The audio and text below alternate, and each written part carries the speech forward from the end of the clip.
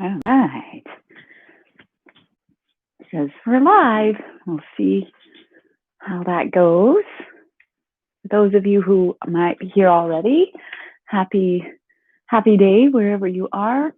I'm coming for you for a foggy October Sunday morning here in Victoria. And I'm happy that you're here. If you're here already, this is great. We're going to do a little bit of fascial work at the beginning today. And so that could be a ball. So I'll just show you up close here. Sort of a ball for connective tissue. Doesn't have to be, could be a tennis ball, dryer ball. You can get creative. Also dowels work great. There's a dowel. Super easy if you don't have one to buy something like this at a hardware store. The sanded ends have just been done, but you can just have something cut, maybe $3 or $4. And then we'll take this opportunity to start with our feet. And this will give us a little bit of time to just talk about what we're going to do today in this practice. And so I'm going to place whatever, you can place whatever you're going to use on the ground. I start to sit a little at the edge of the chair. And as a friendly reminder, every class is to make sure your seat is comfortable. And so if you're really tall, sometimes it might mean putting a cushion under your hips so that you have a nice 90-degree angle with the hip, less than 90 anyhow. So you're sometimes really tall people, their legs are a little high, so you might have your hips lifted. Also, sometimes it's helpful to have just a blanket or something flush with the sit bones, but not right at the edge of the chair. And this might allow the pelvis to just tilt slightly forward as you sit. And I'm sitting a little bit forward in my chair, and this means that my spinal muscles have to work a little to keep me upright. At any time, if you want to sit back in the chair and you need some support, please make sure that through this practice, your comfort is your main guide. So the comfort within your body is your main guide. Now, when I say that, you might have some sensation of stretch or a little stiffness and such. But in this practice, if anything comes up that feels like the body tenses up or you have any sort of sharp pain, then I would encourage you to back off, maybe leave it out, or try a smaller range of motion. I'm going to talk a little bit about that with muscle sensation, but then also today I wanted to just briefly talk about the health of the spine in relation to movement of the spine for those who might have some injuries. It's pretty common. So we're going to start with our feet and the fascia. So your fascia is your newest organ as of 2013, I think. Maybe even a little bit later than that. But our understanding of fascia has changed dramatically since about 2013 in the Western medicine anyhow. So this is the web-like connective tissue that is everywhere in your body. It's around every joint, muscle, blood vessel. There's thick, organized layers of it. And that's what we're really addressing with the foot here. So we have a thick layer of connective tissue that starts on the bottom of the foot and goes all the way up the back body, and it goes over the crown of the head, and it ends under the eyebrows. So by gently starting to work on the foot, we might be able to start to lengthen the back line a little bit in the body, nourish the fascia in the foot that often becomes a little stiff and dehydrated, which can cause a lot of pain and discomfort or loss of sensation in the feet. If you do have any neuropathy or sort of loss of sensation in your feet already, just be sure that you are gentle with this practice in the foot. You don't have to do a huge amount of pressure in order to get the benefit. And so the theme of today's class is building gentle interoception, gentle inner awareness as we move. And yoga is a wonderful practice for that. So just take a moment to address your foot. So whichever leg you're working on here, whatever you're using, to get creative here. I've seen people show up with rolling pins, stainless steel rolling water bottles, frozen water bottles, balls. Squash balls are really nice. They're really squishy, so that could be a nice alternative if you have really sensitive feet. So I'm just rolling through the foot, and then I'm going to choose a place somewhere in the middle that I might be able to rest that ball, whatever you're using, and have my hands on my thighs. Just avoid the knee joint. I'm going to sit up tall. I'm going to take a big breath. On the exhale, I'm going to hinge from the hip crease to come forward. Just to sense maybe a little extra pressure in the foot. Make sure that feels manageable for you this morning. Take one more breath here. Very good. And in your time, when you're ready, as you slowly arise, to see if you can take a moment to move through the foot a little more. You might even get the outer edge of the foot, inner edge of the foot. So generally speaking, this connective tissue in the body is meant to be movable and flexible. It's kind of like a slimy spider web, right? We have all of this connective tissue in the body that's meant to move and slide. It's kind of what allows the body to slide around. It's what allows the rib cage to kind of slide. It's this tissue in the body, this fascia connective tissue. There's lots of different types of connective tissue. There's some thin webs around, the blood vessels and the bones. And then there's thicker organized sheaths of it, as I mentioned, that we're working on right now. But all of the fascia likes gentle movement in order to keep it kind of hydrated, movable, flexible in the body.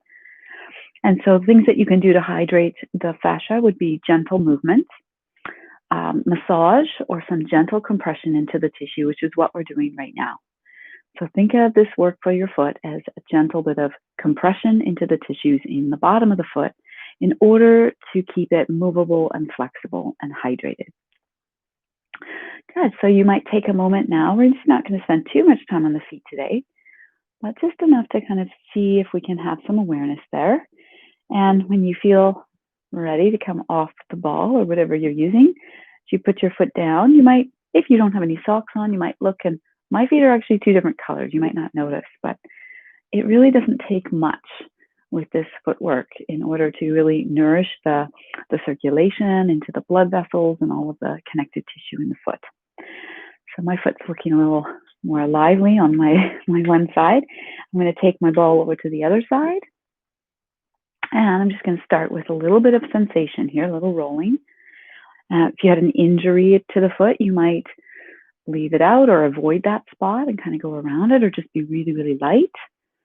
You just see what's available. How is your foot feeling? What can you sense in your foot? What can you sense? And perhaps if you're feeling comfortable here, you might add a little bit of extra pressure. Just see how that is. Sit. And then we're going to see if we can find a spot somewhere in the middle of the foot or somewhere that feels like you could rest and be curious for a moment as you sit tall.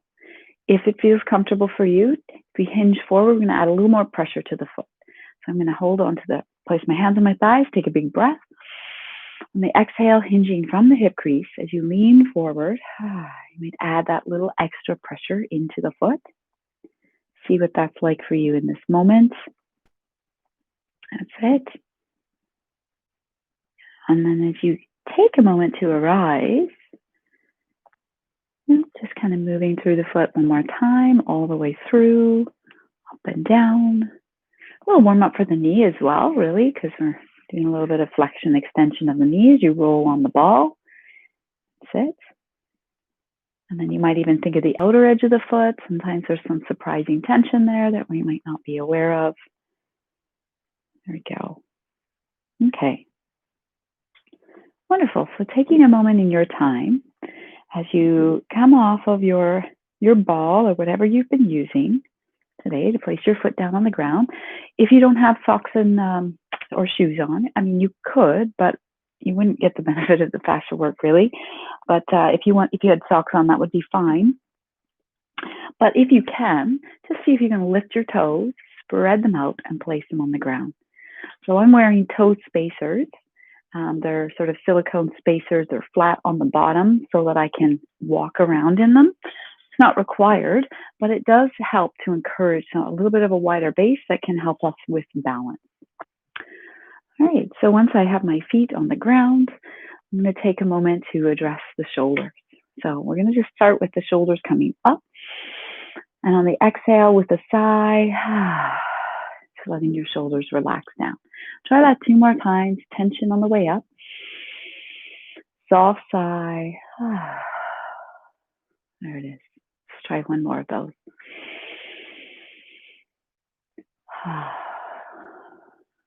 Yeah, very good. And now we'll try a shoulder circle. So just see if you can start with bringing your shoulders up towards your ears, back towards the back of your chair, down towards your sit bones, and then a little bit forward to your knees and up and back and down. There, good. I'm going to use this as an opportunity to just talk a little bit about inner sensation. So as you do this movement with the shoulders, if it's comfortable for you, you might even take a moment to close your eyes and visualize or take your awareness into the shoulder itself. What are you sensing? If closing the eyes makes you feel dizzy, then of course you can keep them open. I just want you to notice if there's some sticky bits or clunky bits or any place where you feel some restriction and tension in the shoulder or in this movement. And if that's the case, for me, I've got quite a clunky left shoulder. And when I come around, if I'm doing my full range of motion, there's a bit of a clunky sensation. I can actually hear it. It's not painful, not necessarily dangerous, but there's great benefit to doing less. And so today's practice is really a theme about doing less or effortless effort. So just enough effort that we are present and feeling the body, but enough effortlessness that we are allowing the connective tissue and the muscles to stay relaxed. So if you're feeling some clunky, crunchy bits, try that same movement, much, much smaller. Micro movements, a little up, a little back, a little down. Yeah, a little bit up, a little bit back, and a little bit down. Very good. Let's try one more of those. A little bit up, a little bit back, a little bit down. Very good. Wonderful. And then let's just take a moment to bring the elbows close, palms up, to encourage the shoulders to slide down and under into their rightful place. We're going to do a whole bunch of fascia work today for the shoulders in our first part of our seated practice. And then we're going to do some standing work for the hip joint today at the halfway point. You might choose to just do the seated practice today, and that's fine. It's going to be a kind of a full body warm up. So from this position here, with your palms facing up, if you allow your elbows to stay kind of close to your side body or even kind of connected to the side body, just letting the lower arm, the forearm move out to the side, sensing what you can sense in the back of the shoulder blades, and then the hands come back to center. Let's try that 2 more times to sense what that feels like for you. Back to center. Yeah, last time. A little bit out to the sides and back to center. Very good. And then from this position here, sensing that shoulder sliding down and under, I'm going to bring my palms to my thighs.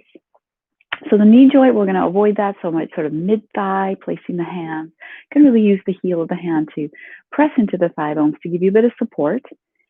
Now I'm sitting at the edge of the chair. First movement today is going to be the movement of the pelvis, tilting it forward, bringing it to neutral, and a slight tilt back. So in this movement, the spine really is fairly stable. It's not moving a lot. It's mainly moving from the pelvis. So I'm going to show you from the side, but I'm just going to encourage you to be sitting a little bit at the edge of your chair. You might have that little blanket or cushion under the sit bones. Got my knee under my ankle, hands on my thigh. So as you sit tall here, I want you to just sense a movement coming from the hip crease. So you're hinging from the hip. So you notice my back is not flexing or extending. I'm coming forward from the pelvis tilting forward. And I call this the rocking chair for obvious reasons. Once you're in your furthest forward position that's comfortable, if lifting the heels is available to you, this adds a little extra stretch right in the lower back. So you might take a breath here. And then in your time, when you're ready, as you press gently into the thighs to come up, just think of the pelvis coming to neutral here. And then as you lean back a little, I'm going to encourage you to keep your chin moving towards your chest so we don't strain the neck. So you're just leaning onto the back part of the sit bones and the toes might lift. Good. So let's try that a few more times. I call this the rocking chair. Inhale as you come up to center, foot is down. Exhale as you lean forward, the heels might lift to get a little extra stretch. So let's try that one more time. Up and back. Very good. And one last time here, sitting tall, hinging forward from the hip crease, gently the heels lift if it's available to you. And then slowly coming up. Good. Last time, we're going to lean back and let the toes gently lift. Good. Very good. And then this time we're going to keep the foot all the way on the ground. I'm just going to address a comfortable resting position that you might choose to take. If we're sitting at the edge of the chair, this is a lot, and we're trying to keep our spine nice and tall. This is a lot of effort for all of the muscles along the spine that are there to help us sit up tall.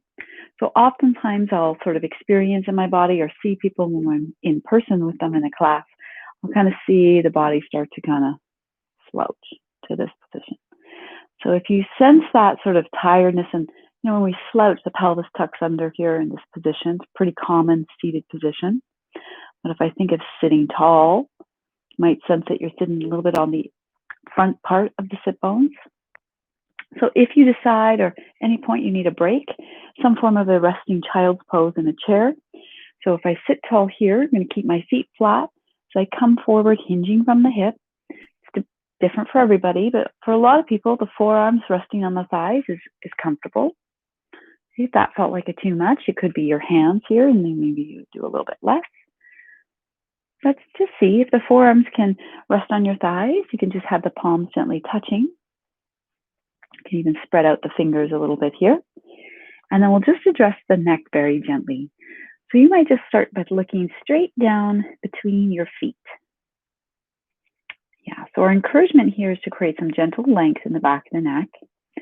So I'm going to encourage you to relax all the muscles of your face and slowly drawing the chin a tiny bit towards your chest. Just enough until you feel some manageable sensation, encouraging all the muscles of the face to become slack and relaxed, and inviting a little space for your back teeth so your jaw can stay relaxed.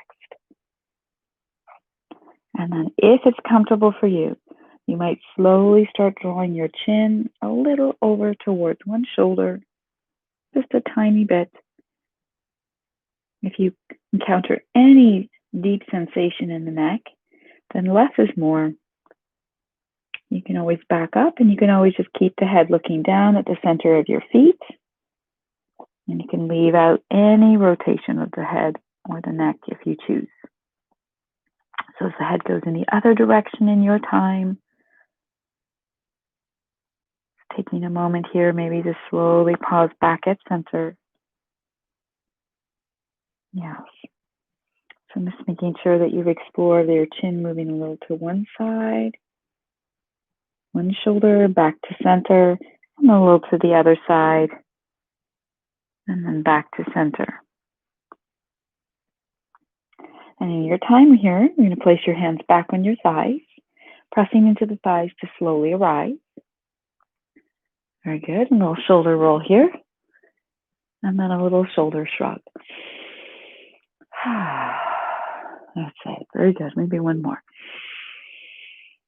Okay, very good. Now we're going to focus on spinal movements.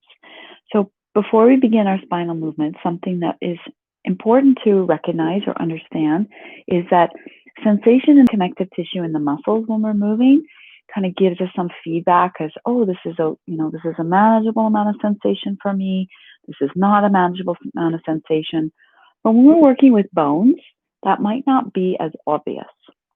So if you do have an injury in the spine, maybe that's a bulging disc or a loss of disc space, anything of the sort might be accompanied by discomfort or not. This also comes up if people have sort of osteoporosis or osteopenia, where there's maybe not sensation when you go too far. So my encouragement to you, if you do have a back injury of any sort, is to make your spinal movements smaller, nourishing movements. So I'm going to show you what that might look like for you. And this is a really important part of yoga, is backing off, doing less to nourish the body. Okay, so if we're sitting at the edge of the chair, very good. We're just going to start with flexion and extension. I'm going to talk a little bit about how to make this a gentle practice to nourish the spine rather than one that stresses the spine into discomfort. Okay? So if you're sitting tall, pressing the feet into the ground, if you sit up really tall like you had a book on your head, this is the extension of your spine. Your spine is in its nice long length. And now without a lot of big effort, just think of sitting small as if you were kind of slouching. Okay, so you might sense that you end up a little bit on the back of the sit bones here, a little bit of a rounded spine. And then go ahead and sit tall. So think of sitting tall, chest lifting. You might sense your pelvis tilt forward a little bit. And then go ahead and sit small.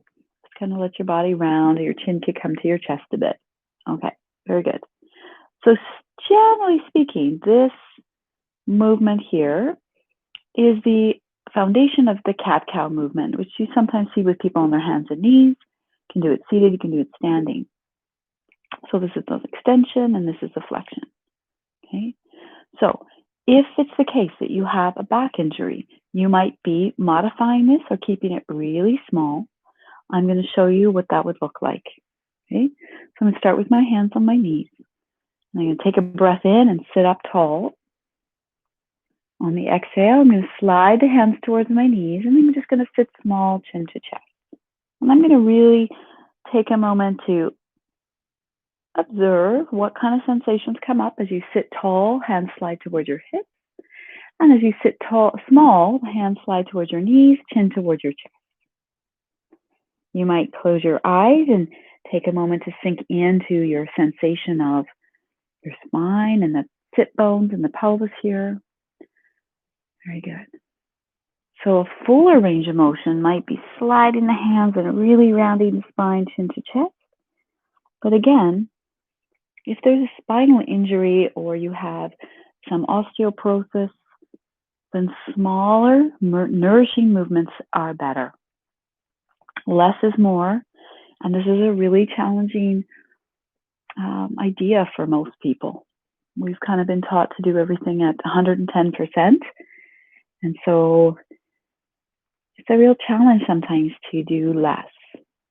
So just take a moment to notice that sensation in the body. Can you sense the pelvis tucking under as you sort of come into your small sit here, flexion, and then rising up? And then, of course, if you feel discomfort, which might be the case in any of this movement, whether it's flexion or extension, you might modify one way a little more, right? So maybe extension feels really good, but maybe because of a disc space in the spine, maybe that little bit of flexion is better than this big part of the flexion. Very good. All right, so as you come back to your first position, sitting tall, and take my hands over the knees. Same with spinal twists. So oftentimes if people have osteoporosis in their spine or some spinal injury, you might have been told to limit large ranges of motion. This might be the case here. Gently small range of motion can usually kind of help nourish the spine, but let your comfort guide you and start small. So I'm going to start with my hands on my knees, sitting tall, and take a breath in. On the exhale, I'm going to slide my right hand towards my right hip and look gently over my right shoulder. No force. No force here. Inhale to center. Exhale, the other arm is going to slide towards your hip as you look gently over the shoulder. Good. Inhale to center. If you're comfortable, you might close your eyes. Try that 2 more times on either side. Think of exhaling to turn. Inhaling to center. So only moving the spine in a range of motion that is comfortable without force. And then even then, you might decide to do a smaller range of motion depending on what's going on for you today. Very good. Let's try one more on the other side. And turning. That's it. Good. So those are our first little twist for today. Very good. And so I'm going to turn my chair back around to sit forward so you can see me from the front. Now we're going to do a little bit of a side bend. All right, so for our side bend today, I wanted to just briefly talk about the spine and the idea that we're always trying to provide length and extension when bending sideways. So oftentimes when people do side bends, they kind of collapse over to one side, which would, you'd lose some space on that one side of the vertebrae in the spine. So I just want you to think about the crown of the head being pulled up to the sky. Very good. Very good. So we're going to take your right hand across your left thigh. And if it's possible, the left arm might come up in the air. So I want you to think of both of your sit bones evenly weighted. If the arm doesn't go up in the air, your hand could be here, could even leave your arm at the side. So just honoring your shoulder and what's comfortable for you today. I want you to see if you can keep your weight even on both sit bones as you lengthen through the left arm, lengthening. And we're going to bend a tiny little bit over to the right. So notice I'm not going here. I could go here, but I'm really focused on length with just a small side bend. Very good. And then slowly coming up. The arm comes down. Very good. As you come back to center, you might take your left arm to the outside of your right thigh. The right arm is going to come up maybe here. Maybe you leave your arm at your side. Okay. So I just want you to visualize and sense that lengthening of the spine through the crown of the head. Maybe the arm is up. Take a breath. And just a teeny tiny bend to the other side. Really keep both sit bones anchored on your chair. Okay? Because what's going to want to happen is that right sit bone's going to want to lift, but we want to keep it anchored. Very good. Yep. And then slowly the arm comes up, back, and down. Very good. All right. We're going to do one more side bend today, and we're going to do that from a wider angle with your legs. So I'm sitting at the edge of the chair and lift my toes. See if you can sense that when you turn your foot out, really you're externally rotating the knee and the hip and the leg bone. And then the heels lift, heels down. So just see where you go to comfortably. You might explore what is your full range of motion here. Don't have to get that far. Coming all the way back. Very good. And then we'll find a comfortable wide angle. So I kind of call it like a Y with the legs. If you're looking down, you have sort of a V or a Y shape.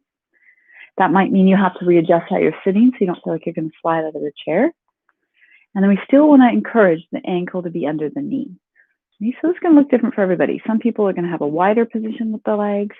Some people much less so. Especially if you have sensitive back or you have any kind of hip issue, smaller angle would be probably more beneficial. So think of pressing down through the feet, lengthening through the crown of the head. And we're going to go over to the right, but we're just going to go slow. We're going to lean over to the right and see if this is comfortable. This might not be comfortable. It might be that your hand is here, your palm is on your thigh, so that the side bend is less on that right side. Or it's this position here. So essentially we're stretching this opposite left side. The left arm might come up, palm facing the ground. And I really like this stretch for the awareness of moving the arm changes the stretch in the side body. So you might be slicing the arm around towards the knee, towards the right knee, and then slicing the arm back. That's it. Try that one more time, bringing the arm around, palms facing the ground. As you come into your side bend, for some people, maybe turning the rib cage to open a little to the sky might feel manageable. And then slowly back. Just do that one 2 times. Hand to your thigh. As you come up, just take a moment at center. Shoulder roll. Maybe a shrug for the shoulders, a little tension. And release. Very good. All right. So think of sitting tall here, lengthening through the crown of the head. Small little way over, making your way over to the left side or whichever side you haven't done. And then just go slow. See if the forearm feels like a manageable side stretch. Great. If it feels like it's too much, maybe the hands, so you're only leaning over a little bit rather than a little bit more here. Okay? So then that right arm can come out, palm facing the ground. We're going to float the arm in front of you over towards that leg. For some people, the chest opening towards the sky might feel comfortable. And then bringing the arm back around. Very good. And try one more. Bringing the arm around. Maybe opening the chest. Very good. Good. And the arm comes down as you slowly arise. One more time, a little shoulder roll here at center. And then a little shoulder shrug. Okay, good. So with our feet in this wide angle, we'll stay here for one more movement. I do this one every morning. You can call it the pull up your sock stretch. Kind of stretches the opposite side of the back into the back of the pelvis. There's a big, thick muscle on both sides of the pelvis that connect up into the back of the rib cage called the QL. So this might give you a little sensation of stretch from those muscles, maybe.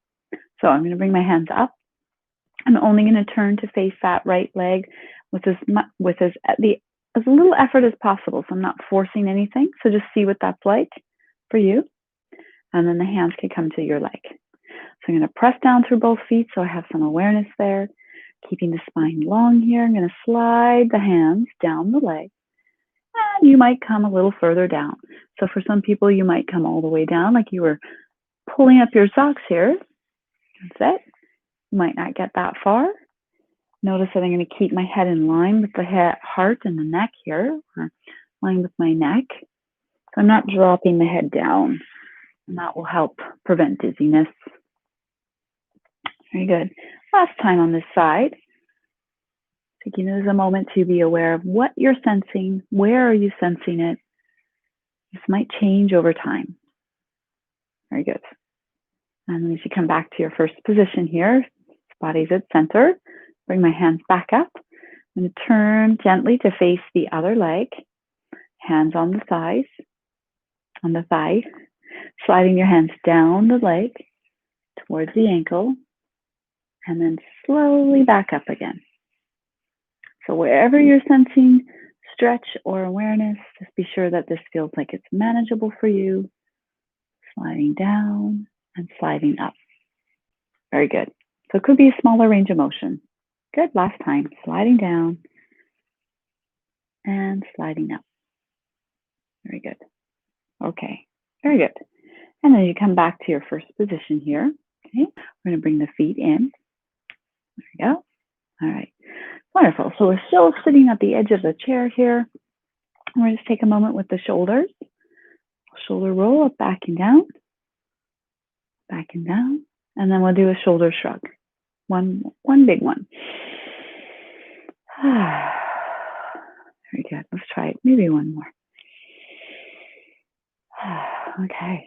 Wonderful. So I wanted to just talk a little bit about the shoulder today and about that less is more approach for any kind of sensation of stickiness, discomfort in the shoulder. So the first thing we're going to do is roll the shoulders up, back, down, elbows close, palms up. If it's available, you can take the mudra, the chin mudra, which would be the index and thumb gently touching. All right. So this first movement, these are from the Tensegrity Repair series, which is a yoga practice designed by Joya Irwin, who is an amazing Canadian teacher. But this was specifically designed to really nourish the connective tissue around an injury. So this first movement here, I'm going to just slowly slide the elbows out to the sides. The palms will start to face each other.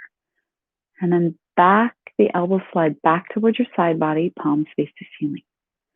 Our intention here is to start to notice what sensations are coming up in your shoulder.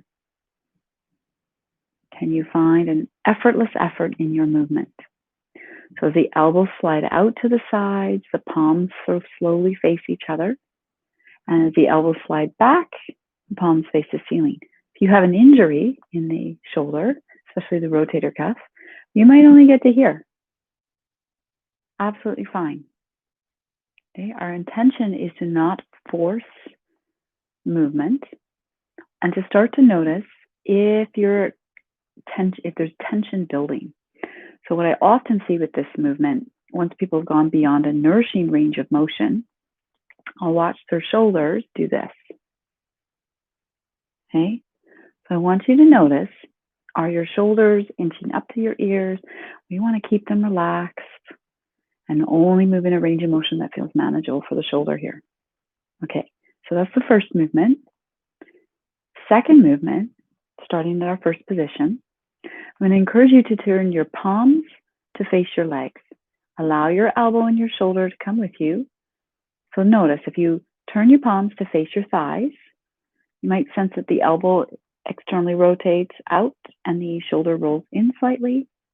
So just kind of notice that connection between the hand, the wrist, and the shoulder. Okay, good. So we're going to keep our palms now facing the legs, bring the hands together. I'm going to bring the hands a little higher. So they might be eye level, they might be right in front of you, might be a little bit lower. And then I want you to be aware of your elbows. So they sometimes end up out here, and that's going to tense up the shoulder. So I want you to imagine that you've got some heavy little weight on your elbows, kind of letting them drop down towards your legs without force. So you're not forcing them down, we're not forcing them out. We're just seeing where those elbows can gently drop towards your legs. All right, so the second part is almost like a rainbow. So my arms are going to go out to the side a little, and as my palms sort of face each other on the outsides, there it is, and then back to the top. So it's out to the sides, palms face each other, back to the top. Yeah, there it is.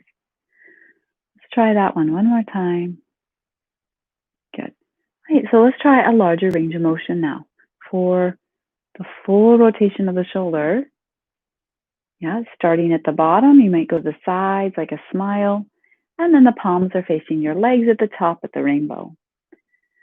So if you had an injury in the shoulder, this might feel like way too much. If your shoulder's feeling good today, maybe your arm movement is a little bit bigger.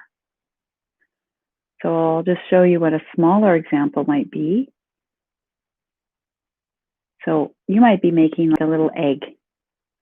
Okay? And then for some people, you might be doing a larger movement. Good. Very good.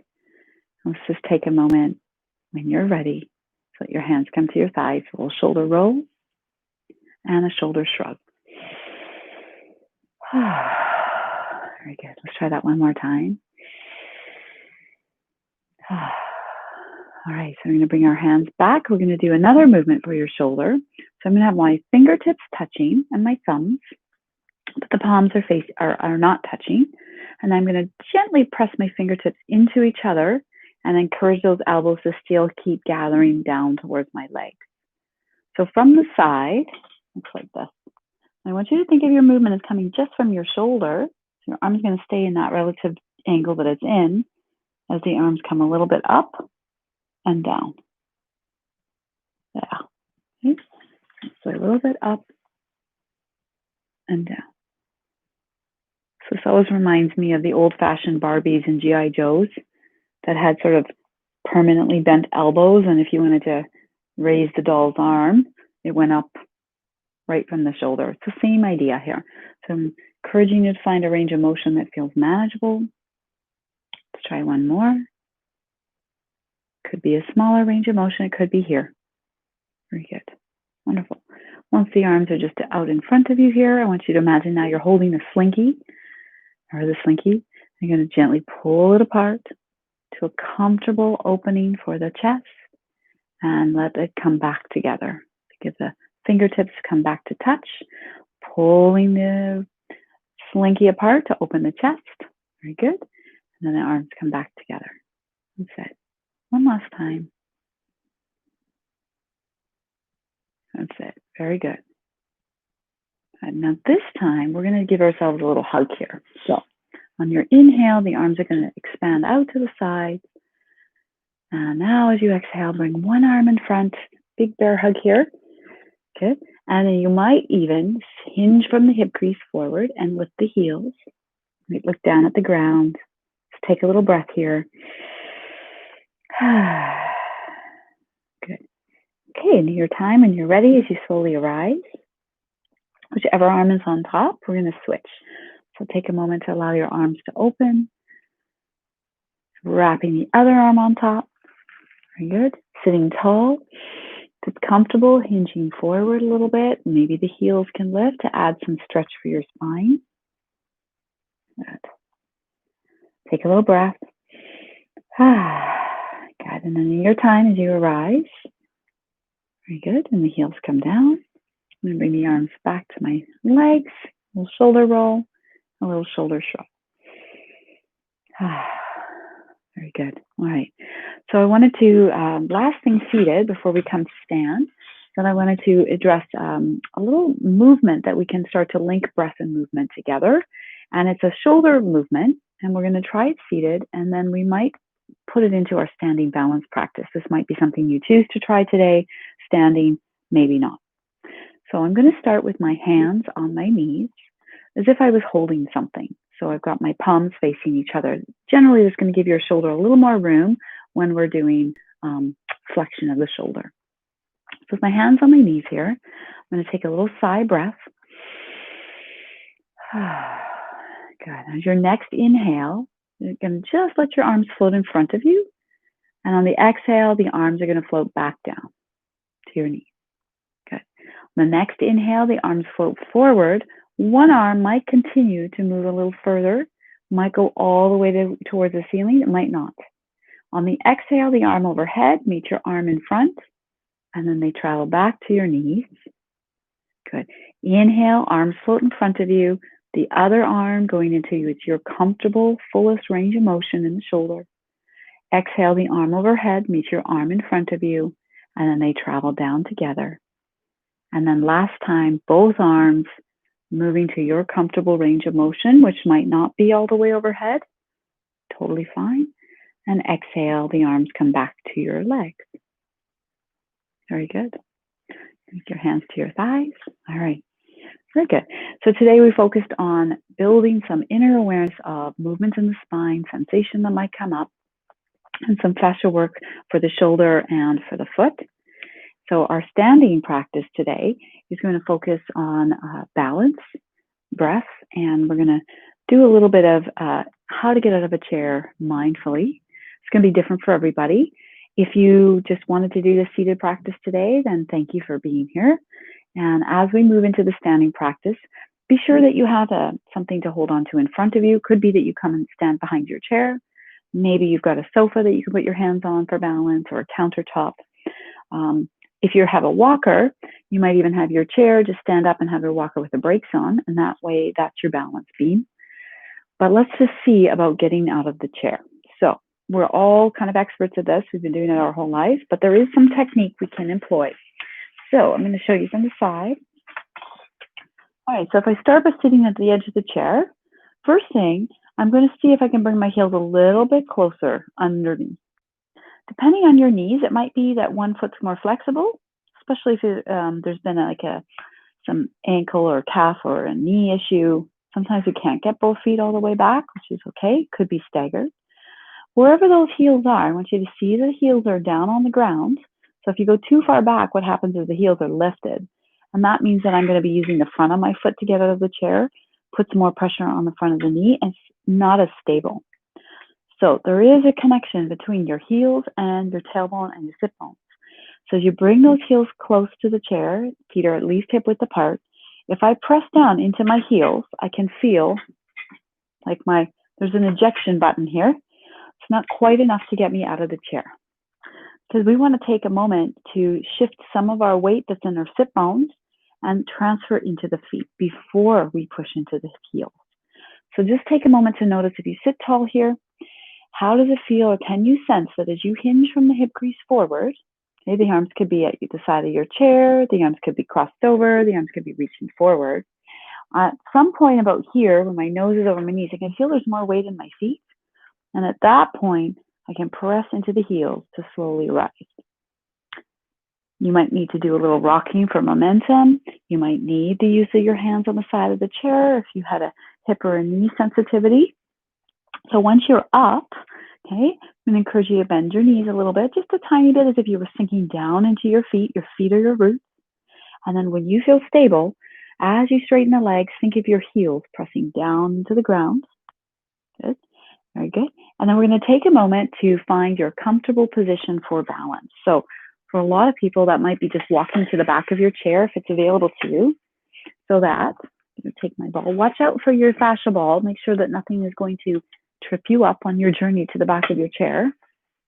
It's always important to make sure of that. And so you might be at the back of the chair with your hands on the back of the chair. I'm going to move my chair so you can see me. Okay. Very good. Okay. So first thing for balance, I think I might even adjust this so my head doesn't get cut off when we're standing. Okay, so the first thing for balance, you might be holding the chair.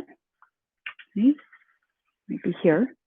Okay, to find Tadasana. Tadasana is our standing position. So I'm just going to move the chair so you can see me, but be sure that that chair is there or something in front of you just in case you need it. So let's just find our comfortable standing position. So I'm going to bend the knees just a tiny bit as if I was sinking my weight down into my feet. If you can, you could lift your toes, spread them out, place them on the ground. As you press into your heels and straighten the legs, imagine that from the hips down, you are like a mountain. You are rooted and strong as if there are roots growing down through your heels into the ground. Then from the hips up, I want you to think of your lengthening towards the sky. So you might think of the sternum lifting and the crown of the head lifting. And then we'll take a moment to bring the shoulders up, back, and down. Elbows close, palms up. Very good. Hands back to your heart center. So you might press the palms into each other a little bit here. I just want you to take a moment to be aware of how your body weight is in your feet here. Are you leaning on one foot or the other a little bit? We're going to work with your center of gravity a little. So in this position with the crown of the head lengthening, just encourage you to just let the body come a little forward as if there's a string on your head pulling you onto the front of your feet. So you're kind of feeling the weight is a little more on the front of the foot. And then slowly come back to center where you feel more weight on both feet. And then a little bit onto the heels, just a tiny bit. Okay? If at any time you feel off balance, grabbing the chair, bending the knees will bring you back down into your feet. Good. Now see if you can just shift your weight onto one foot. The other foot doesn't have to lift, but just see if you can sense that your body weight can be centered. And you can weight shift to one leg. Very good. And then back to center. Good. Okay, very good. Now we're going to bring our arms back to your sides. Okay, we're going to do that breathing exercise that we did with the arms from the chair. We're going to do it standing, and then we're going to add a balance exercise into it. So we'll do it 2 times. So your arms at your side, take a little breath. And on your time, and you're ready, inhale, bring your arms in front of you. And exhale, bring them back to your side. Take your own time here. Inhale, the arms are going to float forward, but one arm is going to continue to go to its fullest extent that's comfortable for you. Exhale, the arm overhead, meet your arm in front, and then they travel down together. Very good. Inhale, both arms floating forward. The other arm might continue to move higher up, maybe. Exhale, that arm comes back to meet your other arm in front and down. And then lastly, both arms floating up and down. Very good. Okay. Wonderful. So when we talk about balance, there's some weight shifting. So we've been working with weight shifting to the front of the foot, to the back of the foot, to the side. But also know that the arm position. So when we change our position with our arm, you also sort of challenge your center of gravity a little bit and your balance. So this is a little building practice for balance. So just know at any time, if you're feeling unstable as you do this practice, you've got your hands, you can grab the chair, but more sort of stable than the chair would be sinking into your feet. So, you'll notice that skateboarders always have a knee bend, or surfers, or the tightrope walker, they often bend their knees when they have a sense of instability until they feel grounded. So essentially you ground into the feet as you sink down into the feet. So at any time, if you wobble a little bit, bring your feet down, sink into your feet, and then when you feel stable, coming back up. So we're going to build on that idea of shifting our weight forward into the front of the foot and slowly lifting the heels. So you can just keep your arms at your side, or they could be on the chair in front of you. So once you imagine the string is pulling you up to the sky, it's going to pull you forward. And as you come forward, maybe you can lift your heels. And then slowly back down. Okay, so from the side, I'll just show you, shifting the weight to the front of the foot. And I'm going to slowly see if I can lift the heels. and slowly come back down. Okay. Great way to strengthen the arches of the feet, the back leg, really important for balance. You might not go that far. You might even just be here. If lifting the heels is not available to you, which it might not be, then you might just focus on shifting your weight forward on the foot and then coming back to how you feel to be centered on the whole foot. Okay. All right. So now we're going to add a challenge to that by adding that arm practice that we did. Okay. So feet are hip width apart. Let's bend down, sink into the feet, lift the toes, spread them out, place them on the ground. When you feel stable, press down into your heels so that you can straighten the legs. Think of the string on the crown of the head pulling you up to the sky. Very good. Let's take one side breath together. When you're ready, on your first inhale, as your arms float forward, can you shift your weight and lift the heels? And on the exhale, lowering down. This might be faster or slower than my cue. I'm just here to kind of remind you of what's next. Inhale as the heels lift, the arms float forward. One arm might continue, challenging the balance a little bit more. Exhale, the arm overhead, meet your arm in front, and then down we come. There it is. Inhale, both arms floating forward, the other arm making its way up as your feet rise up onto your toes. Exhale, the arm overhead, meet your arm in front, and then the body lowers down. And then last time, see about both arms extending and the heels lifting. Woo! And exhale down. Very good. Awesome. Good, good. Shake out your hands. Shake out your feet. Very good. All right. So that was working with our weight shifting forward and back into the front of the foot, into the back of the foot, into one leg, into the other. So we're going to add on to that with our side lateral weight shifting. So we'll do this pretty much every day at some point. A little bit of a wider position with the feet.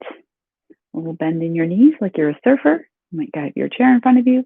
Start with just sensing your weight shifting to one foot and then back to center and to the other foot. Very good. Yeah, and then just see if it's available and it's comfortable for your hip and your knee. Maybe as you shift, the leg lifts a little bit. Now, the standing legs, I shift my weight onto the standing leg. I still have a bend in the knee a little bit. When the knee is locked, it's not as stable. So a little softer bend might be helpful. So you're shifting, maybe the leg lifts, maybe not. Okay, very good. So we'll try that one more time.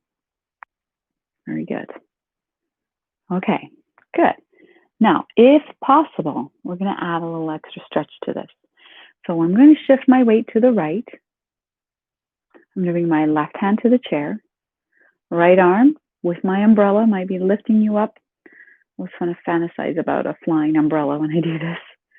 So the foot comes down, weight slowly starts shifting to the other side. One arm, so think of that umbrella lifting you up. Very good. Try that one more time on either side. Shifting the body weight to one foot. If it doesn't feel comfortable to lift the foot, you could just lift the heel. Maybe it feels comfortable to extend, maybe not. That's it. I'm going to do it one more time on the other side. Shifting, lifting. There it is. Very good.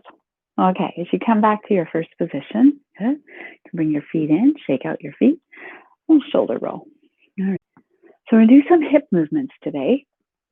And so it's really important that you have your chair as a support. Okay. So if you're standing at the back of your chair, okay, a couple options that you could do. You could come and stand at the side of your chair, just so you have something to hold on to, so at one side of the body. Or you might just turn to face one direction, but then you might not be able to see me as good.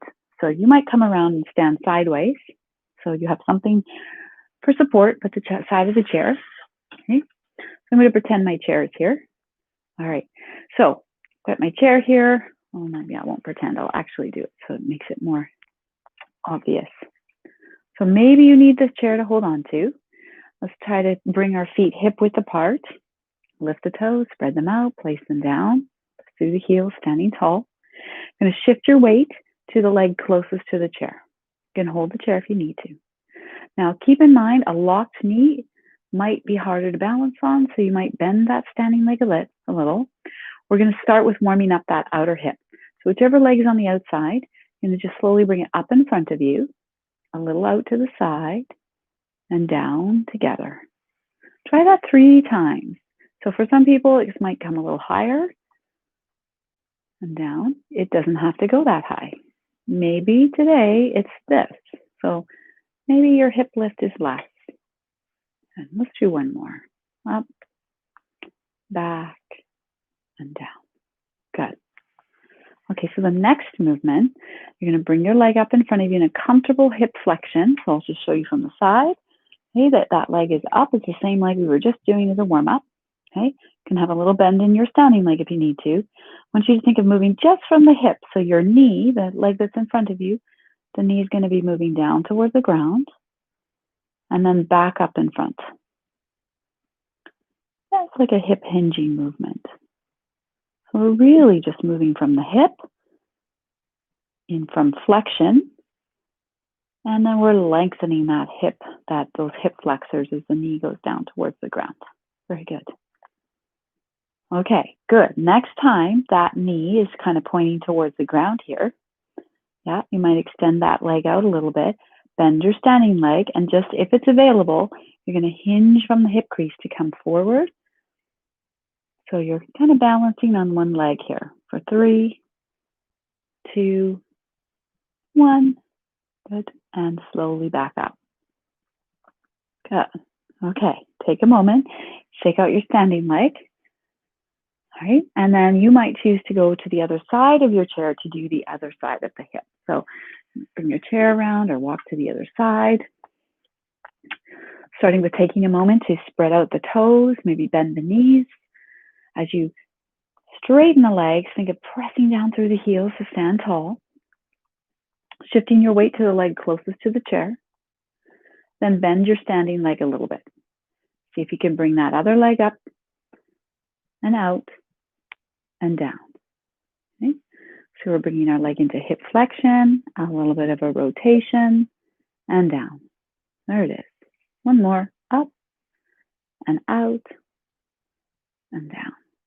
Good. Then I'm going to bring my leg up in front in a comfortable angle. Okay, so for some people it's 90, some people it's less. Think of moving just from your hip. So it's as if the knee stays bent, but your knee moves down towards the ground, and then your leg comes back up in front. Let's say bend your standing leg if you're feeling any discomfort in that standing leg. That's it. Last one. Good. Okay, so now we'll try that standing balance. So as the knee moves down towards the ground, I'm going to bend my standing leg a little more, and I'm going to think of this bend forward from my hip crease. So if I extend that leg and I bend a little forward, I'm hinging from the hip. Arms might stretch out, might hold the chair. Some people stretch the arms up this way for 3, 2, 1, and slowly come up. Whew, good. Very good. Shake out the legs.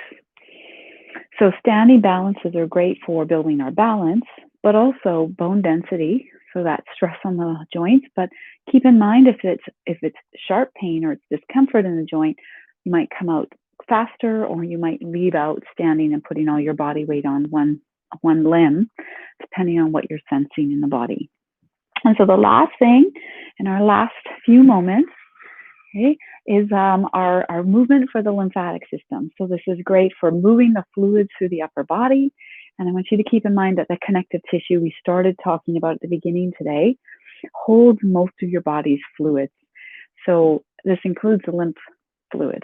And so movement, not only does it help the connective tissue stay movable and hydrated and flexible, but it also circulates the lymph fluid through the upper body when we move the upper body.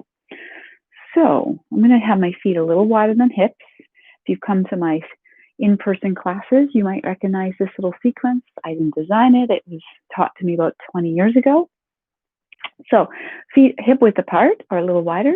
And I'm turning my feet out just a tiny, tiny bit so that I have that sense that I can softly sort of sink into my knees like a little spring. So your knee doesn't want to do this, you don't have to bend the knees. Okay, you could do it without the knee bend. So be sure that you have a range of motion here, that you're not going to hit your chair, but we're going to just do some circles. So if you had no shoulder issues, you might be doing a big circle. If you had a shoulder discomfort, your circle could be this big. It's the movement, the circular movement we're after. The range of motion that you choose is up to you, and it's up to what's comfortable for you to do today in this moment. Okay. So you might start to sense like a whooshing in the fingertips, maybe, as you do this movement. Again, it could be smaller, it could be little quick circles in front, it could be slow, big circles, something in between. That's it. Very good. It's a great warm-up for the shoulder, but it's also a great warm-up for, again, the fascia and the lymph fluid in the upper body. When you're ready, you can go the other direction, going down and up and around, down and up and around. There it is.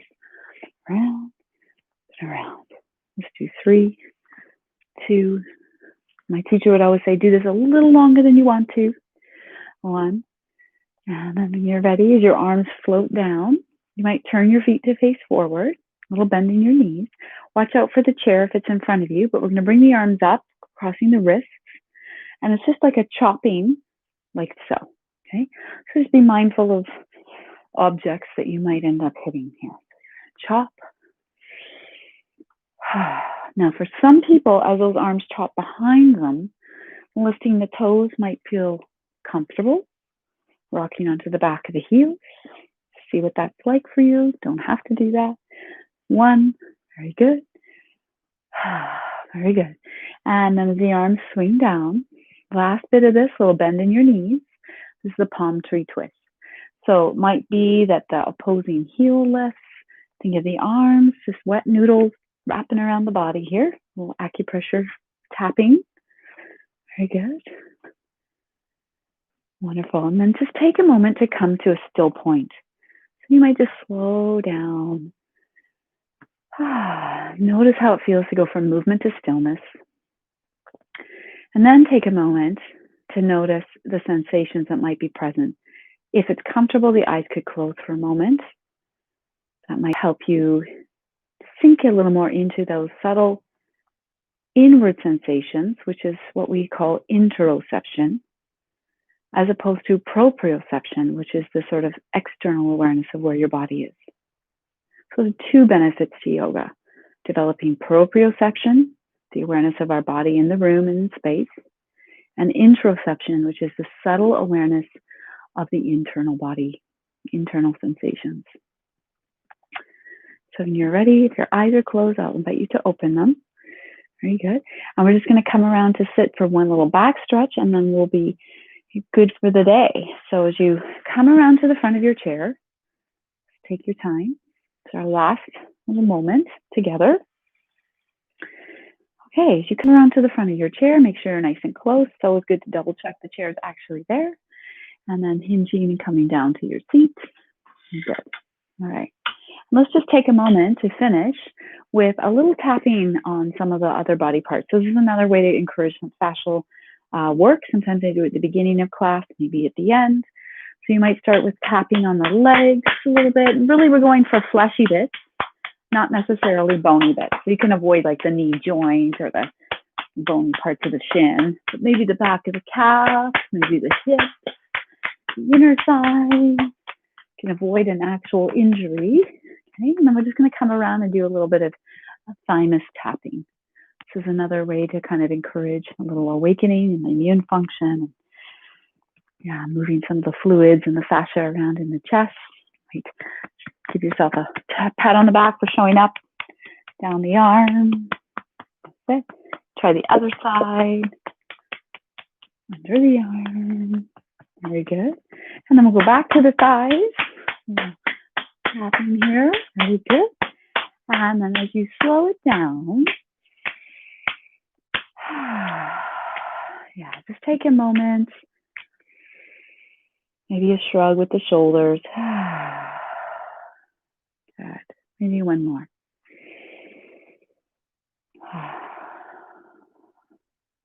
Good.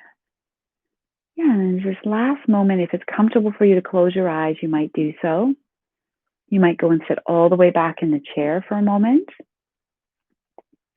Just wanted to guide you through just a short sort of mindfulness awareness practice here. So we can use our senses at any time to bring our minds back when they wander away to thinking, planning, worrying, judging, list making, catastrophizing. The list goes on. And so we can use our senses to sort of bring us back into the present moment when we've noticed the mind wander away. So first thing I want you to notice is the weight of the body on the chair. You can sit all the way back in the chair if you choose. Maybe noticing the floor beneath you.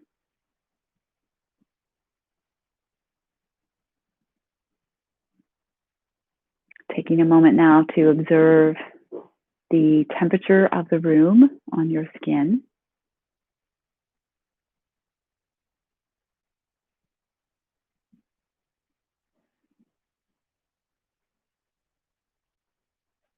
And shifting your awareness now to your hearing. What can you hear in the space you're in? Maybe you can hear things outside the room you're in. What are the sounds closest to you?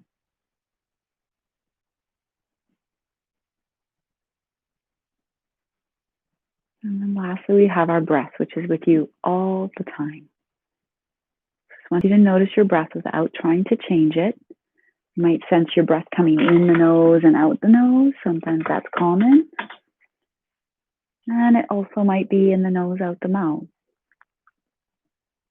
Noticing what kind of movement your breath is initiating in your body.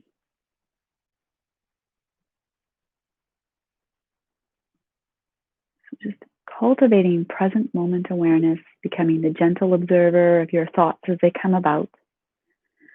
I just wanted to share a short poem to finish our practice today.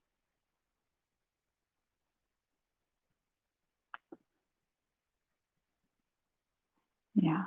And so this poem here is written by Dana Falls. She's a yoga teacher, and I read from her quite often. This one's called Beneath the Surface. What will I know if I go beneath the choppy surface of the mind? Focus flows and there is no fixed point. Slow currents swell and slip still deeper. I grow very quiet. The mind attends to the subtlest sensations. It is a different world, and I am an explorer of these inner realms where nothing stays the same for very long. Energy shifts and changes. I find peace beneath the surface and bring it back with me. I hold it in my hand like a small white bird and then release it. That peace might fly where it is most needed. You may take a moment to bring your hands to your heart center, maybe covering the heart, or maybe the hands just as prayer pose. And let's just take 3 last breaths together. 1 breath in the nose, out the mouth with a sigh. Thank yourself for doing the practice. Gentle is not always easy. 1 more sigh breath. Acknowledging all your body does for you every day, every moment. And maybe 1 more breath, something you're thankful for in this moment. So I thank you so much for being curious and practicing with me today. And next week, we're going to sort of build on that awareness of fascial movements for the shoulder and also for the hip. So I thank you for your time today. If any questions come up, you can put them in the comments below. Or if you have my email, you can always send me an email if you have any questions that come up. And I hope to see you next Sunday. And thank you for your practice. Namaste.